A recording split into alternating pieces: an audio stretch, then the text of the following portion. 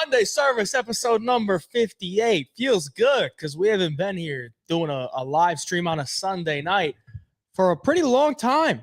And of course, we had two big combat sports events last night. One was bigger than the other, but the one that wasn't as big was definitely way more entertaining, as you can tell by the title of the live stream. Very disappointed in what I watched from the once-in-a-lifetime boxing match. I know it's a good fight. I know these are very high-level fighters, or high-level boxers, I should say. They're not fighters. They're boxers at the end of the day. They're boxers. I know they're high-level. But as a fan, I want to be entertained. Now, I didn't have to pay any money outside of my Netflix subscription, but good Lord, man. It's 12 at night where I'm at. I just got done watching 7 hours of UFC. And, of course, the main event ended with John Silva and Diego Lopez in an absolute war.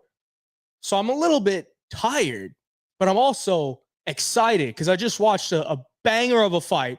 Diego Lopez spinning back elbows, John Silva, and he's left in a pool of blood. So the adrenaline's going. I made some money on the fights. I'm feeling good.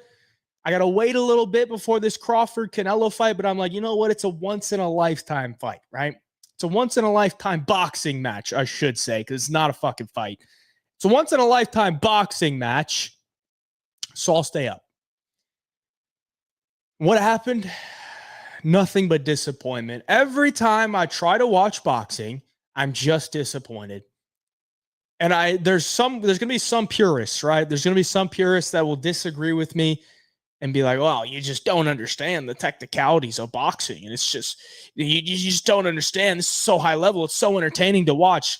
That kind of reminds me of when people were telling me that I was a casual for saying Khamzat Chimaev versus DDP wasn't fun to watch because it's just not. At the end of the day, it's just not entertaining. And it's not even like one guy dominated the other. It was a relatively close boxing match between Canelo and Crawford. But these guys are just so good. Neither guy's going to be able to get each other's number. So then it just comes down to a complete chess match. Well, one guy just has to do a little bit more to get his nod on the scorecard for the round. And why in every boxing match does the first 4 rounds, nothing ever happens in the first 4 rounds? Nothing. Especially the first 2. It's like these guys maybe land 1 or 2 punches for the first 2 rounds. And then later in the fight, when it's round 9, 10, 11, 12, then they start having some urgency. I'm like, I don't know how you guys think about this boxing match, but considering there's 12 rounds and all of them are scored the same, 10-9 or a 10-8, could be a 10-10, I guess, but I'm pretty sure it's 10-9 is the baseline for it. They're all scored the same. So, I mean, round 12 is the same as round 1. So why are we just willingly not doing anything in round 1 and round 2, but we're doing more in round 11 and 12? They're scored the same. So why are we taking off the first 4 fucking rounds of the fight and then starting to try and do something? I know you got to get your reads. I know you got to feel them out. But if you could just steal those first 4 fucking rounds, then you'd be up by a mile. And that's exactly what Crawford did. All he did was just use his footwork, be a little bit faster, outside foot battle, all that type of shit. In the first 4 rounds, I'm pretty sure he won the first 4 rounds. If he didn't, I wouldn't be shocked because not a lot fucking happened. But overall, the fight was just so boring, man. So boring. It's the once-in-a-lifetime boxing match. And Turki Al-Sheikh, he's got billions of fucking dollars. So whatever he wants to do with his money is definitely not up to me. But if I was him, and if I was Dana White, and that was the fight that we got for a once-in-a-lifetime boxing match, I would be pretty upset. I would be real upset because they probably got so much money. And that's also the problem. And that's also kind of why I don't want to say I agree with the UFC fighter pay structure, but as a fan, we kind of benefit from it because Canelo and Crawford are getting millions of dollars. They just got to show up, They win or lose, they're going to get paid the same. So what's the incentive to go out there and put on an exciting fight? What's the incentive to go out there and win the fight besides, my ego or my record or what I want to do in the future? But these guys are both, set for their legacy. Their legacy is already cemented. It's not like they got to prove anything. If Terrence Crawford loses, oh, well, you went up 2 weight classes. It is what it is. If Canelo loses, it's like, oh, well, I mean, Terrence Crawford's never lost. You're maybe a little bit past your prime. It is what it is. So what's the incentive? But Diego Lopez and John Silva, the incentive for one is to get the other half of their check. Number 2, to get a performance bonus. Number 3, to improve themselves in the rankings to possibly get a title fight. Canelo versus Crawford, I don't even know if it was a fucking title fight, because in boxing, the titles don't even matter. So there's just so much wrong with boxing that every time I'm supposed to be hyped up about a fight, I'm just always disappointed. I wasn't even excited for Canelo versus Crawford until about maybe noon on Saturday. Didn't even care about it throughout the week. And then noon on Saturday, I'm like, you know what? Let me just give it a try, man. Let me just give it a try. It'll be a nice little way to end my Saturday night. And I'm just disappointed every single time. I didn't have any trouble falling asleep after watching that fight. And I was hoping that they gave the decision to Canelo just to make it a little bit more interesting. Just to make it more interesting, just to add some controversy to it. Because I thought Bud clearly won the fight. It was relatively competitive, and I just thought he was moving a little bit better, landing a little bit better shots. Every time that Crawford would let his hands go, Canelo would just kind of cover up. Just bad optics to the judges. So I thought he won the fight, but I kind of just wanted them to give it to Canelo so there was something more interesting about the fight. It's so bad. It's so bad. But let's hit the chats, boys. Dolesen, shit was so boring. It was. What up, James? How we doing? Always in the chat. Shout out, James. The amount of Topuria versus Crawford fan posts I'm going to have to see now is already making me sick. I mean, that's just stupid. Like, what? Topuria versus Crawford. I mean, Crawford would just dance around him the entire fucking fight and jab him and move around and hit him with a couple nice uppercuts, and then just get out of range. So it just wouldn't even be a fun fight. Bud is the GOAT. He is he might be the best boxer of all time. Was rough to watch, especially following Silva versus Lopez. I was considering just doing chores around the house. Boxing card started at 1 p.m. New Zealand. You probably would have been better off doing the chores and just having it on the TV, and you would have missed anything, dude. Crawford decision. Callum, Diego. I mean, nice parlay, Alex. Nice parlay. People forget, man. Diego Lopez is a marauder. He is an absolute marauder. Let's talk about that fight, because I would much rather talk about that fight compared to the Canelo Crawford fight. But good Lord. I really think John Silva lost that fight because his ego got in the way. I mean, you come out round 1, he's looking good. He's landing those snapping front kicks to the face. That's obviously a read that he had going into the fight, because Diego Lopez holds his hands right here. Well, you could shoot a front kick right up to the face. He did that beautifully, and then he tries to throw a spinning wheel kick. Gets his back taken. Diego picks him up, dumps him to the ground, and then he's in full mount for maybe 2.5 minutes, just landing big elbows. And John Silva's, kind of frantically trying to get out of it, but Diego Lopez is just so big. And then he finally does get out of it, and he gets on the feet. And then at that point, John Silva, the game plan was out the window. The game plan wasn't even in his mind. The only thing in his mind was, you made me look like an idiot. You made me look like a bitch down on the ground. I got to get my lick back. And that was the only thing he had on his mind. He was going for some knockouts. I got to ditch this in. He was going for the knockout at the end of round 1. Then come round 2, they start to get, going back into it. John Silva's landed some big shots. He hit Diego Lopez with some big shots. One right hand. If that was anybody else, I'm pretty sure they go out, because that right hand he landed snap Diego Lopez's head like that. And Diego Lopez is an iron chin. So then they're going back and forth. Jean Silva's landing some big shots, but Diego Lopez isn't backing down. You know, he's throwing his big meaty hooks. He's throwing some uppercuts, looking for some takedowns, gets him down to the ground.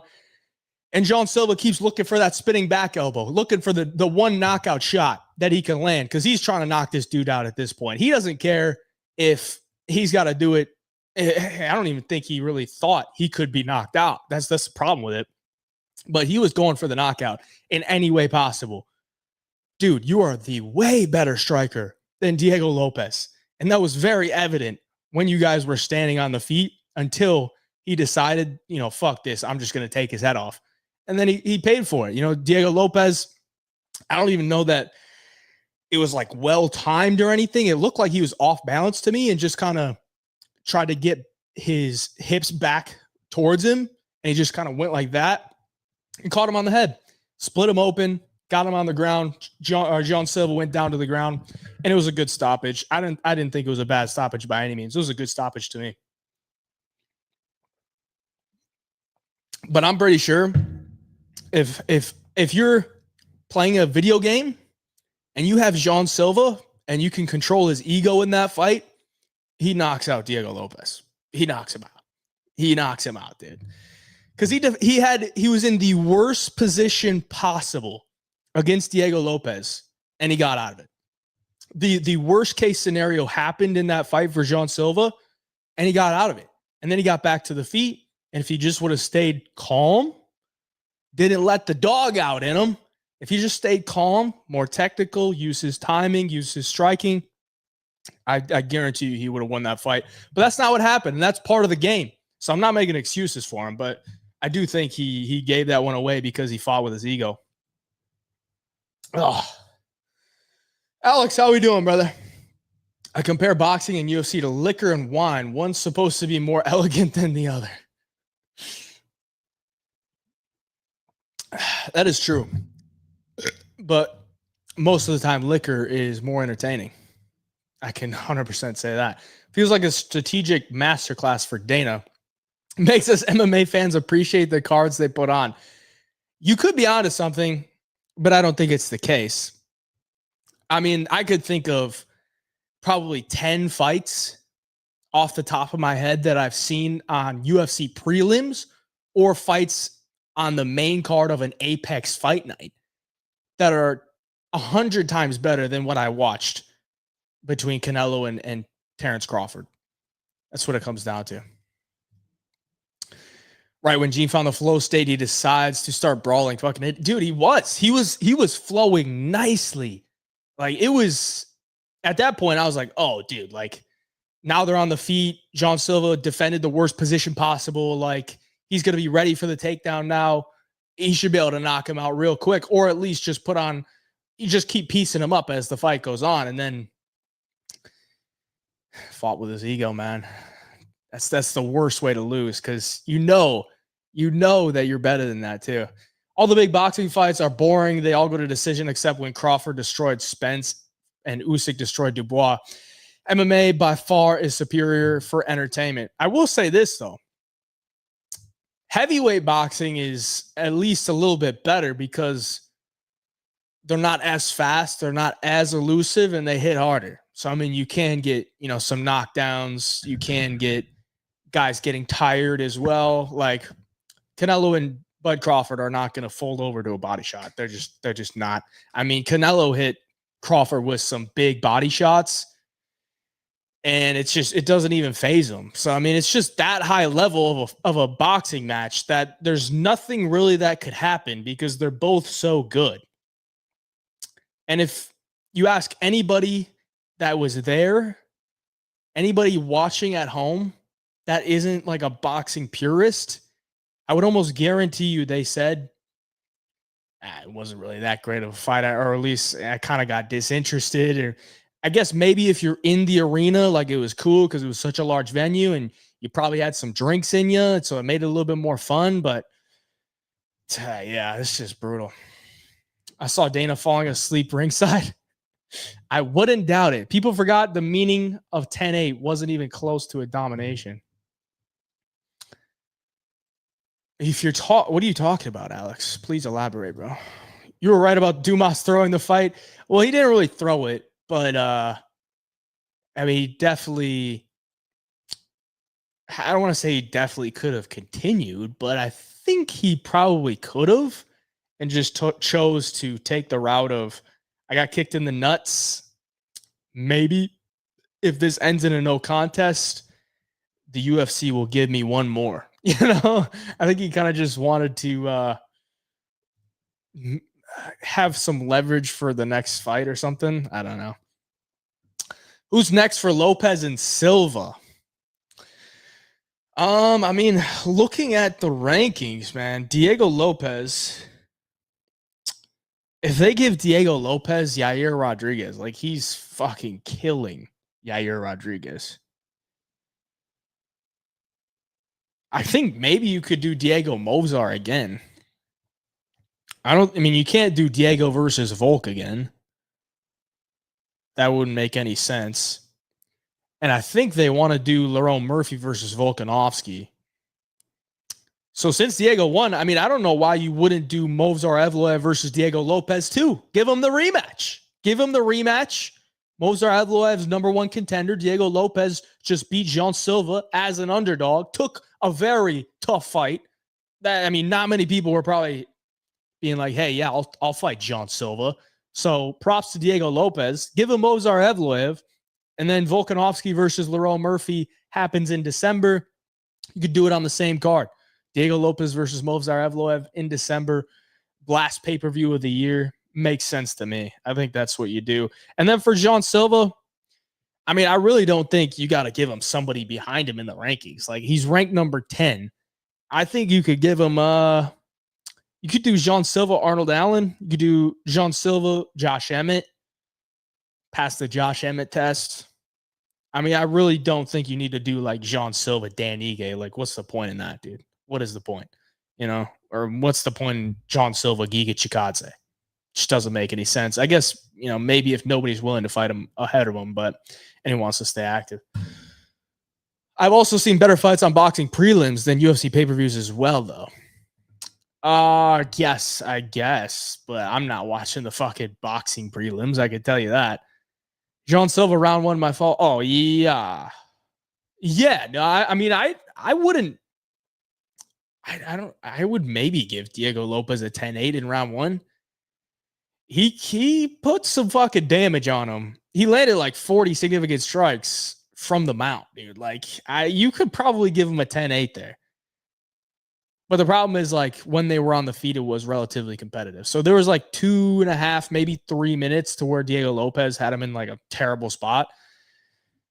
Yeah, I mean, that's the bad part about scoring is like Diego Lopez dominated Jean Silva for 2, maybe 3 minutes of the first round to where the fight nearly could have been stopped. I don't think it should have been stopped, but like Jean Silva was taking a beating to where he wasn't offering anything back for about 2.5 to 3 minutes of the first round. And it's still a 10-9.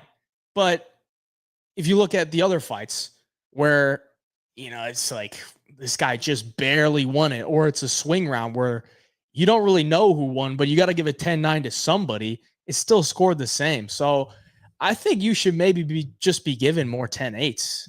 You know, you dominated a guy for a good chunk of the round. That should be a 10-8, man. Lopez versus Aljo.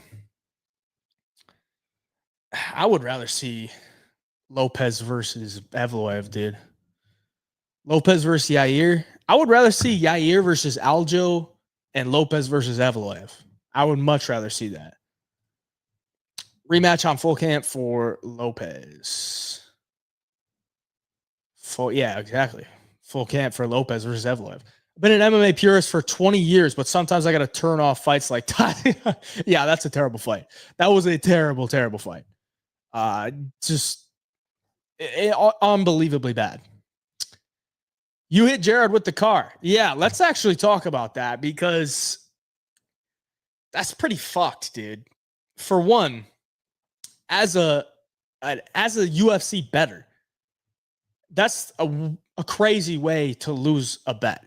your guy that you bet on got hit by a car the day before the fight. You don't have any of this information, right? You don't have any of this information. You place the bet before he could have even gotten hit by the car. And then come Saturday night, you see him in the cage with a knee brace. And then they start fighting. And it's like, it's very clear this ain't the same fighter, right? Jared Gordon did not look like he has been looking. He looked very slow. He looked like he couldn't move very, very well. And he was just so easy to hit because he couldn't move his feet because he's got I don't know, something wrong with his knee. So there's clearly something wrong with him during the fight. And then you find out after the fight, he got hit by a car the day before the fight. Now, if you look at the betting line on Rafa Garcia went severely down the day of the fight. So clearly, somebody leaked that Jared Gordon got hit by a car, and some people were able to profit off of that because the line on Rafa Garcia went from plus 200 to plus 140 by the time the fight started, all within one day. That does not happen. Rarely does that ever happen. That big of a line move. So clearly some people knew Jared Gordon was injured, so they bet on Rafa Garcia. Because, of course, if you know Jared Gordon got hit by a car on Friday and he has to fight Saturday night, he's not going to be 100%. So some people were able to profit off of that. And is that insider trading? Is that possibly illegal? Like, that should be public information. You know, that should be public information. I guess, you know, if Rafa Garcia knew that, then he could target it.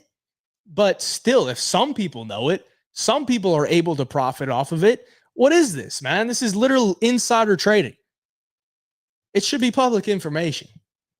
It's just fucked. John got up, though, landed some nasty strikes. He wasn't just surviving. I agree. 10-8, to me, you have to be flooded 4+ minutes near stoppage. I just think you should be giving more 10-8s because, like I explained it, a 10-9 in it could go either way compared to a 10-9 in a clear round for a guy. There's no difference. So, I mean, if a guy clearly won the round and had the fight nearly stopped, it should be a 10-8. Hey, John, can you give the people your best White House main card? Let's say it's a 5-fight main card. Off the top of my head, man, I don't think I could do it. But because I kind of know like what the UFC probably wants to do, and that's probably going to be somewhat factored in. But if I had to do it, if it was up to me, not what I think the UFC is going to do, if it was up to me, I would go Tom Aspinall, John Jones, main event. You get John Jones back. John Jones is a big star. It's a fight that has always needed to happen.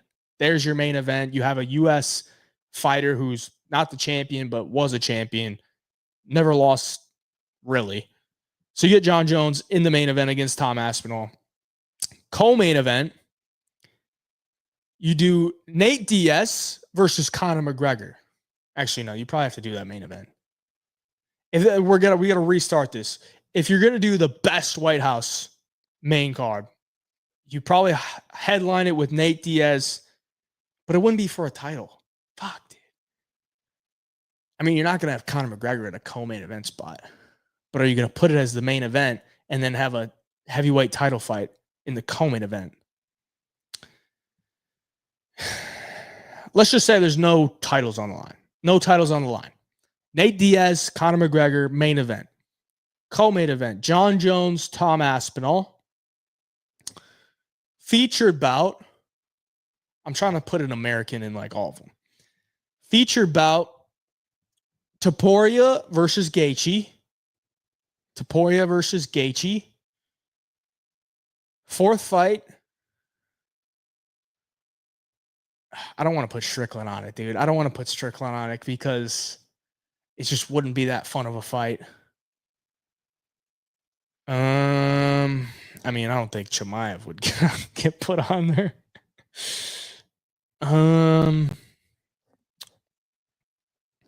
You could do O'Malley versus Jan, 4th fight. O'Malley versus Jan. We got another American in O'Malley. O'Malley versus Jan. And you could do Max Holloway versus Charles Oliveira. Boom. There's your 5-fight card. 5-fight card. Nate Diaz, McGregor, main event. Co-main event, John Jones, Tom Aspinall. 3rd fight, feature bout, Topuria versus Gaethje. 4th fight, Sean O'Malley, Piotr Jan, rematch. 5th fight, what did I say? Max Holloway versus Charles Oliveira. To kick off the main card. Boom. We got an American in every fight and some fucking sick fights, dude. Will never happen, though. It'll never happen. I knew my money was gone when I see the knee pad, dude. It's terrible. So bad. Under 2.5 hit by 4 seconds. Damn. Good hit. Profit both ways. Insurance is a gift. Medina and Dumas next stop. Dirty boxing. Yeah. I mean, I think Dumas will be in dirty boxing real soon. They'll make Conor the main event. He main events over anyone. Yeah, 100%. Harrison Nunes. Yeah, I mean, they'll probably put it on there, but if it was up to me, no. Bo Nichols, I see the main card. Dude, if Bo Nichols on the fucking main card of the White House card, I'll be pissed.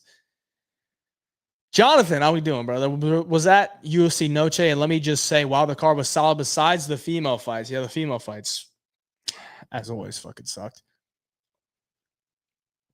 You were down 250. Said, fuck it, last minute, put 250 on Lopez KO. Beauty of a payout. There you go. Got a flick with Jesus Aguilar. Called me an idiot for betting against him. All love got him a beer. Hey, that fight was like so stupid, dude. For one, it wasn't 30-27. That was a pre-written scorecard by whoever Mexican was judging that one. Jesus Aguilar just continues to amaze me because I think he's absolute dog shit, but he's winning fights in the UFC. So, yeah, that is what it is. How about Kelvin Gastelum, man? KG, getting it done. He looks so fat in there. My God. He looked like... Who's that one comedian, man? I forget his name. He looked like a fat athletic kid. One of those fat athletic kids that you remember from like elementary, middle school, probably middle school. One of those fat athletic kids you remember from middle school where they're just a little bit chubby. You know, once they get to high school, they'll probably thin out, but they're chubby, but you know, they're a pretty good athlete. You know, they move really well. They're fast for how big they are. He looked like one of those because he looked so damn fat. Like, dude, how is this guy still going to be in the UFC? I think I just saw today he missed weight 8. He's missed weight 8 times in the UFC. And Brian Battle gets cut from the UFC because he missed weight twice in a row. Brian Battle's 7-1 in the UFC. He missed weight twice in a row. Yes, he was going up a weight class against Nursultan. He missed weight. I'm not, arguing that he shouldn't have been cut. But Brian Battle has more of a future than Kelvin Gastelum. He has more of a future in the promotion than Kelvin Gastelum, and you're probably paying him a fraction of what you're paying Kelvin Gastelum. But Kelvin Gastelum gets to show up 5 pounds overweight in a fight card that is dedicated to Mexicans. He shows up overweight by 5 pounds in a weight class that he shouldn't even be fighting in to begin with. He should be at 170. The guy could probably make 155 if he had an ounce of discipline, but he can't even make 185. This has happened over and over and over again. It's very clear that the guy showed up fat as fuck. So you're paying this guy probably more than maybe anyone on the card. Kelvin Gastelum might be the highest paid fighter on that card. You're paying him the most money on that card, and he can't even show up to make weight. And not only does he not make weight, he looks fat as fuck. And we're not cutting this guy. We're not cutting this guy. But you'll cut Brad Tavares because he doesn't put on fun fights. Like, what the fuck are we doing? There's so much favoritism at the UFC. It doesn't make sense to me. Brad Tavares shows up every single time, makes weight every single time. He's great to the people at the UFC. He's a true professional. May not win a ton of fights, but he's fought the who's who in the middleweight division. He's never, backing down from a fight. Doesn't pull out of fights, but because he has a couple boring fights, he doesn't have a lot of knockouts. You cut him from the UFC, but Kelvin Gastelum can miss weight 8 times in his career, show up on Noche UFC, one of these fight cards that you build around Mexican fighters, fat as fuck, and you don't cut him. And you're paying him probably way more than you are Brad Tavares. Doesn't make sense to me. Doesn't make sense. And it's not even like Gastelum's knocking guys out either. Kelvin Gastelum hasn't had a knockout since 2017 when he knocked out Bisping. Tell me how it makes sense, man. I'm not attacking like Kelvin Gastelum as a person. I'm sure he's probably a nice guy, but like, dude, you're getting hundreds of thousands of dollars literally just to show up and fight Dustin Stoltzfus. Dustin Stoltzfus is like 3-5 in the UFC. They're giving you an absolute layup, and you can't even show up to make weight, and you look fat as fuck. The worst you've ever looked. Like, lock the fuck in, dude. If you don't want to do it anymore, just don't do it. Just don't do it. We won't miss you. You've given the UFC a great amount of fights. Just continue on your way on, and the UFC will continue to do what they do without you. I mean, the biggest winner here is Dustin Stoltzfus, and he even said he wanted him to miss weight so he can take his money. So I guess, maybe he's doing Dustin Stoltzfus a favor.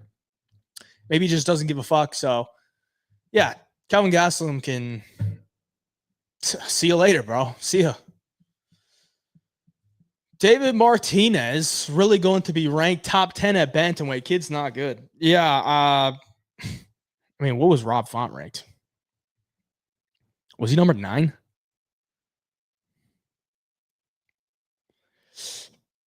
First of all, I don't think he's bad, but bro, is he better than Vinicius Oliveira? No.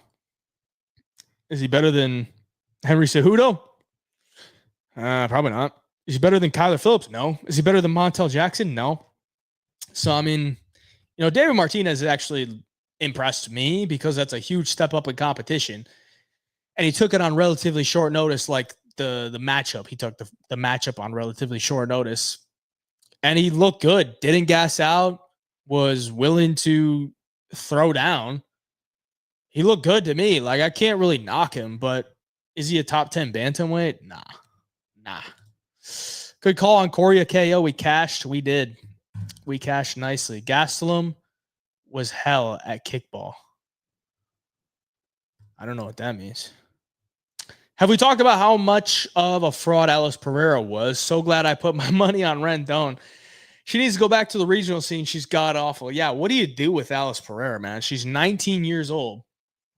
She hasn't fought anybody good. They bring her in the UFC. They give her the literal worst fighter I have ever seen in Monsi Rendon, and she couldn't even beat her.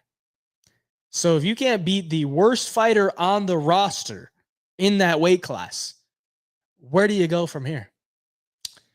They should probably cut her, let her do some fights in like LFA against like actual fighters and not just fucking soccer moms down in Brazil looking for an extra $100 to feed their kids. And let her get some more experience, because that was, that's what we're supposed to see and be like, yeah, getting into the UFC is really tough, No, it's actually probably easier than it's ever been to get into the UFC. There's a lot of UFC fighters that should never even come close to being called a UFC fighter, but whether they're, 19 years old and have a good connection, or they just take a short notice fight to get absolutely mauled, some people can say they're a UFC fighter when they just should not be able to. Hall of Famer Gastelum, bro. Brian Battle won't ever fight for a belt.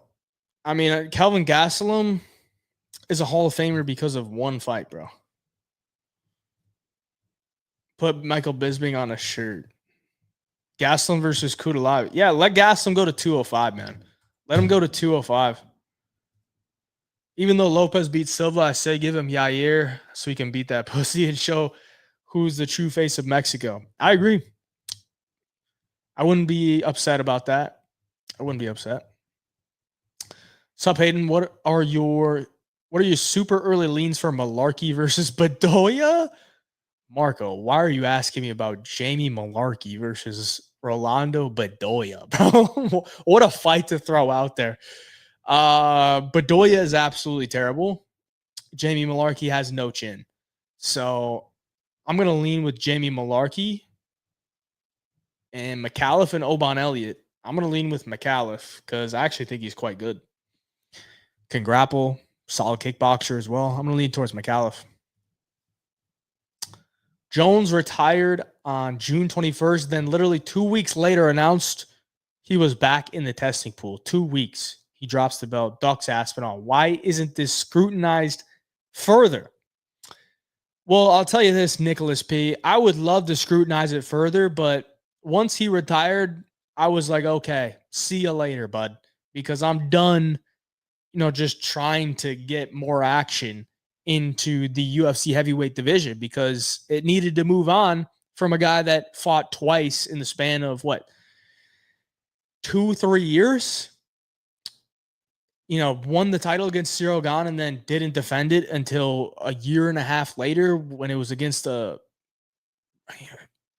senior citizen in Stipe Miocic. Like, that whole thing with John Jones at heavyweight was kind of disgusting to watch. Literally just disgusting to watch. They manufactured him being the heavyweight champion and him beating the best heavyweight of all time. It was all manufactured to sell that John Jones is the greatest fighter of all time. And Dana White did a good job about it. But once he retired, I'm like, okay, I'm done. I'm done scrutinizing him because he's finally retired. He's finally gone. But now that he wants to get back in the testing pool, it's like, kind of forgot about you. Don't really care if you come back, to be honest. I really don't care if he comes back. If he does come back, I just, hope that he fights Tom Aspinall because that's the fight that needed to happen. But yeah, don't really give a fuck about him, to be honest. Never a good person or never was a good person. I'm sure he's probably nice, but is he actually like a good person? I don't know. I highly doubt it considering what he's done. Even though you can do bad things and still be a good person, but when it happens that many times, it's like, I don't know, man. I don't know. That's called a repetitive action. A repetitive action is something that you can't control. Once you do repetitive actions and you can't control them, that means that's your normal character. So like me popping this in, I could say I'm not a Zen user, but in reality, it's a repetitive action. So of course I'm a Zenner, bro. As much as I would like to not be, I still am. I agree with your reply 100%. I'm disappointed in MMA base for not unanimously dismissing him for good. Nick, I really think the people that actually watch the sport day in and day out, or I should say week in and week out, the people that actually watch the sport week in and week out and actually are like invested in the sport, want to see big fights happen, want to see fighters grow, want to see growth within the sport. I think they all dismiss John Jones because at the end of his career, he was not good for the sport. He wasn't, because he was holding up divisions. He was just being a complete pussy at the end of the day. So I think a lot of people did not like him, but there is like this terrible fan base, absolutely like retarded fan base that just will defend whatever he does for no reason. And the only way that they'll defend him is John Jones is the GOAT, man. He's the GOAT. When literally nothing or no points about his criticism are that he's not the GOAT. Nobody's saying he's not the GOAT, but yet that's what they always say. He's the GOAT, man. He's the GOAT. Are you serious, man? He's the GOAT. Why would he do that? He's the GOAT. Like, it's just so stupid, man. I wish some people had common sense, but some people just don't. Some people just don't. John Jones hit Gordon with his car. I mean, you know what is actually crazy? Because I was thinking about this, right? I'm like, who the fuck? Like, how did Jared Gordon get hit? You know? Like, how do you just get hit by a car the day before your fight? Well, I mean, it was Noche UFC, right? And he's fighting Rafa Garcia, who's a Mexican. So I would be interested to see from Jared Gordon's perspective who actually hit him with the car. Was it Miguel and Santiago in the pickup truck that hit him? Or was it, just some random person in San Antonio? Because I'm just saying, fighting's a big thing in Mexico. And if there's an advantage that could be had, maybe they were willing to take that chance to get their boy Rafa Garcia a win, because Rafa Garcia was the biggest underdog on the card that was Mexican next to Jesus Aguilar. So you got to give this guy a chance, and you got to hit Jared Gordon with a car. Hey, you got to do what you got to do, man. Are you doubling down on JDM versus Islam later in the year, seeing as you already have a 20-1 ticket for JDM to be champ end of 2025? Well, actually, Marco, it's 22.50, so it's 22.5 to 1, not 20 to 1. But I don't know that I'll double down, but I'm definitely not going to hedge. I'm not going to hedge. From the last thing that I saw, JDM was like plus 200 to Islam, which I think is kind of fair. So I'm not going to hedge out. Like, I'm not going to bet Islam to win to hedge out my 22 to 1 ticket on JDM being the title holder by the end of 2025. But I don't know if I'll double down. I think it'll depend on what the line is once the fight comes around. But I'm not hedging out, man. I'm not hedging out. It's $100 bet to win like $22.50. So if I lose the $100, it is what it is. I'm not going to hedge out. Reyes versus Olberg early lean. I'm going to lean towards Olberg. Yeah, I'm going to lean towards Olberg.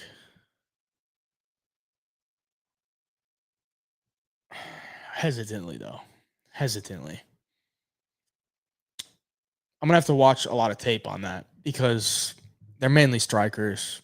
Can usually get a good gauge on, how striking fights will play out if they're mainly strikers. So those are the fights that I like to watch a lot of tape on. But I'm going to lean towards Olberg right now. You shouldn't be walking on the street before your fight. I mean, I don't. That's true. Like, what is he doing? Walking around San Antonio? Like, I guess it's probably good to get out and, get some steps in and whatever. But fucking A, man. Fucking A. I think Jones knows he's only a winner inside the octagon. He won't fight Aspinall because deep down he knows he ain't on the level he once was. Yeah, I mean, of course. There's no way he's on the level that he once was. Like, anybody that has a sense, anybody that has common sense and watched John Jones versus Stipe Miocic realize, like, Tom Aspinall is going to be way faster than him. He's going to hit a lot harder than John Jones. Like, John Jones, Stipe Miocic looked slow, but John Jones looked like really slow compared to how he's looked in the past. Obviously, heavyweights, you're not going to be looking that fast, but Tom Aspinall is pretty fast. So after I watched that Jones versus Miocic fight, I'm like, God damn, bro. Like, yeah, I thought John Jones was going to retire there, but then he kept the belt for a certain amount of time and wanted to waste time or whatever. But yeah, I think deep down he knows, like, I'm not as good as not as good as I once was, because I'm not as fast as I once was. I'm not as explosive. and I'm going up against a younger guy that has big knockout power, that is way bigger than me. So it's a huge test. And I think he's just like, nah, I don't think I can do that. I think Silva's a world-class striker, but all his crazy ego shit and constant spinning won't play against high-level guys. Your thoughts? No, I mean, I don't think I still think he would have beat Diego if he didn't carry his ego that crazy in that fight. And I think if he fought Volkanovski, I still think he would beat Volkanovski, man. Like, for one, Diego Lopez is an extremely dangerous fighter. So because he finished Jean Silva, like, am I that shocked? No. Like, Diego Lopez has hammers in his fists. He has crazy submissions on the ground. He has one of the biggest frames for the weight class, and he's extremely strong, extremely explosive. He has a granite chin. Like, I'm not shocked at all that he beat Jean Silva, or that he knocked out Jean Silva, because, this is MMA. For one, it's 4-ounce gloves. And then on top of the 4-ounce gloves, you have elbows, you have knees, you have submissions, you have your pure weight on top of a guy. So I'm not shocked he knocked him out. But Volkanovski, not exactly a power puncher. Jean Silva, power puncher. Is Volkanovski going in there throwing spinning back elbows? No.